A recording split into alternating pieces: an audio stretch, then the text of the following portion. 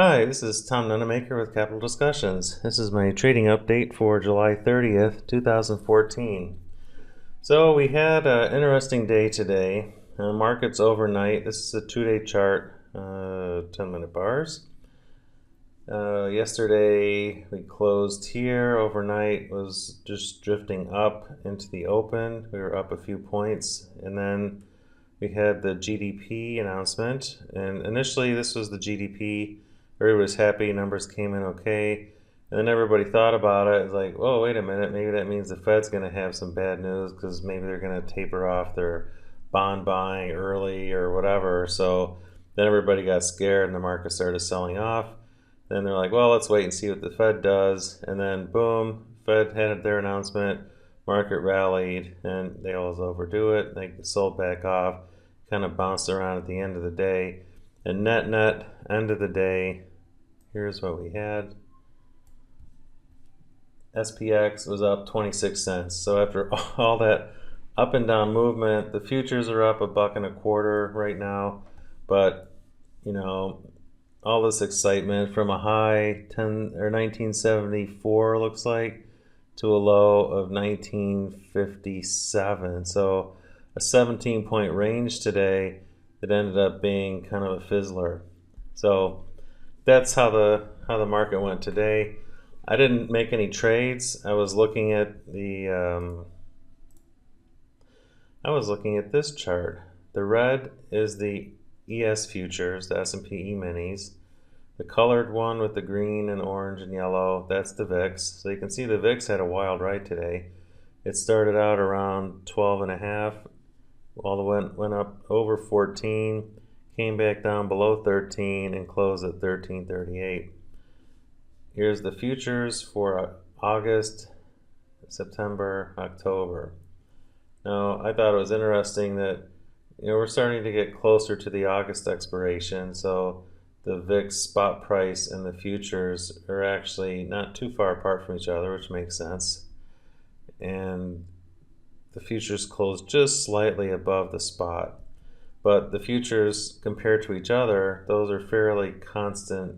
I mean, they keep getting smaller, right? So August to September is this distance, September, October is a smaller distance, but that seemed fairly consistent throughout the day. We're still in contango, no real fear in the market, it didn't look like. It was just reaction to these news events, which, it's a one-time event, so take it for what it's worth. Let's look at the SPX.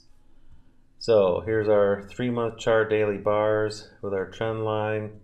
We've kind of broken the trend line, but again, like I said, we're in consolidation. So we are literally right in the middle of this consolidation. So we can go plus or minus 15 points, and I'm not going to get too excited. I think we're still kind of going sideways, maybe drifting slightly lower, but not a lot. I'm not convinced yet that's a time to go short, massively short. So for my money right now, I'm just betting on we're going to stay in this consolidation range a little bit longer. Obviously, if the market moves, we'll do something, but that's where I think it's going. Okay, so let's look at the positions. Minimize these. Okay, let's start with SPX.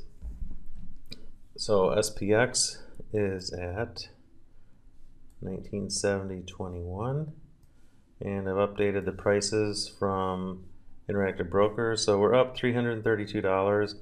At one point during the day, with all that movement, we were actually down a little bit, like not much, less than $100, but these prices are fluctuating a lot, and volatility has gone up a little bit.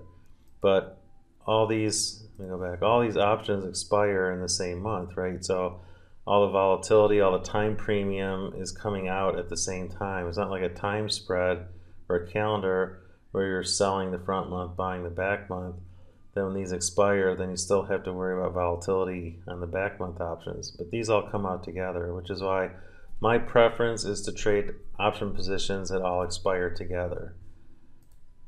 So here's where we are, and this is based on a 7.8 vol, which is the movement of the actual underlying, the SV, it's the stock volatility, if you will. If we plug in the implied volatility for oh, let's say just a few points lower, say 11.3. Let's see what that looks like. Now at expiration, click on that. Here's a 2 standard deviation move. So option view is saying 89% probability of profit, and a pretty wide range here. It's at 1500 plus or minus 12,500, which is a pretty big deviation. Now let me add another line on here. See if we can get these going up. Okay, so the week, well, 8 days before expiration is this line. It's 92% probability of profit. This is 93, 85, and the t plus 0 is not going to have any because time is 0. So let's go T1, which is tomorrow. Now in option view, anytime you have a date, you can use that T thing. So T plus 1, T plus 5, and you don't need the plus. You can just go T1, T2. So this is 1 day, and this is 1 and 2 standard deviations of movement. And they're saying a 30% probability of profit. Depends on the volatility. So if the volatility is 0, it's a 96% chance of profit. See that? If we bump the vol up 1.5 points, it's a 33%. So it all depends on your volatility. So that's what, if the volatility stays where it is right now. Notice that all these lines change when I move volatility except expiration. And that's because at expiration, there is no volatility. They're either options are worth something or they aren't. So if I go plus 2%, watch all these lines get shifted down. Here, I'll hit enter now. See, they all pop down a little bit and change the probabilities. So if I go 0 prob, change, and do this, I'll say this middle one, that's T plus 16, about 2 weeks. Now 93% chance of making money, and that's pretty good. If we zoom in on this, let's take a look. Let me push this side over so it raises this side so you can see it more clearly. See, this is kind of laying right on top of our expiration. So our expiration profit above 45 is, get on the right line. There it is, 1732. And if we go on this line, 1762, so it's about $100 off here, 150 here. So it's just rising slightly, not much, but basically what we're trying to get to is this T plus 16, and we'll be basically at our expiration profit right here. Now if it is here, we'd have an interesting choice to make, because there would be a very good probability that the market could go just a little bit lower and the profits could just go exponentially higher. So maybe a prudent thing to do would be to take off part of your position and just leave a few lottery tickets out here.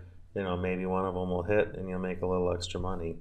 But I definitely would take some of it off and make sure that I didn't lose on the trade. And if it got to here and you're up, you know, $1,700, $1,800, you don't want to lose. So just scale the trade back and just maybe leave one long put or something, or a vertical, and then try and just get a little extra money if it does sell off more. Maybe something like that. Okay, so that's the SPX. Let's look at the ES trades next. Okay, so I have the ES futures options positions loaded up into option view. Right now, ES futures are trading at 1965.50, up 2.5, which is what I've got it set here. Now I've actually got 2 trades, if you remember. I've got this one trade that is the put debit spread that I actually had a credit on. Kind of amazing trade. So I bought this for 18, it sold off, and I sold this for 18.25. So if I look at that trade, if you remember, I cannot lose money on this. Now, some people call this a riskless trade. I say poppycock. There's no such thing.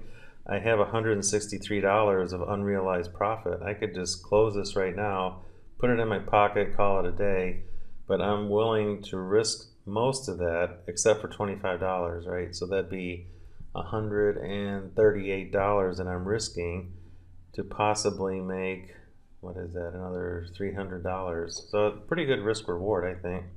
So I'm just going to let it ride. Plus I have a bigger position, so this is going to help hedge that if we do keep going down. So that's kind of the reason I'm keeping it. But this is not a riskless trade. There's no such thing. If you think you have a riskless trade, you probably aren't seeing the risk. That's the way I think of it. Okay, so that's the bearish put credit slash debit. Normally debit spread, but I did it for a credit. So we'll just call it a bear put spread. Now, this is the monthly trade, which is actually the weekly 5 trade. It's just nomenclature. The one expires at the end of the month on August 30th. So what we have with that is, by itself, we're up $14 right now. We put this on Friday, I guess. So we're up just a little bit. Still in pretty good position. So let's see what we have. At the money put vols 10.9, so let's just punch that in and see where we are. Okay, so at expiration, option view is saying 85% probability of profit for the T plus 23. That's 90%, 90%, 85, 34. Again, depends on the vol. So if we sell off and the vol pops up 2 points, now our probabilities are going down for everything except expiration, right? Because that has no volatility because there's no time premium at expiration.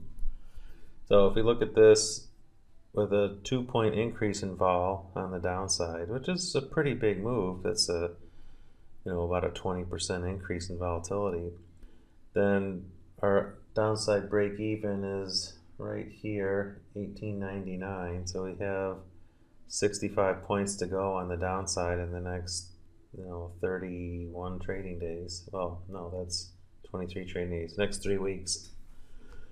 So 89% probability to profit. I like those odds. Now let's zoom in and see where we are with these lines here. Okay, so here's where we are, a little profit. We're trying to get to this line, 426. We're right here. It looks like this one is our T plus 16. So if we can get the next 16 days, we'll be most of the way towards our expiration.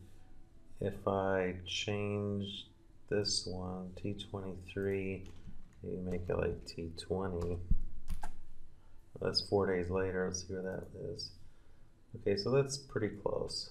So let's say we're trying to get about 2 to 3 weeks of time decay in here and bring our profit up in this area. Now, we are getting fairly close to that long put.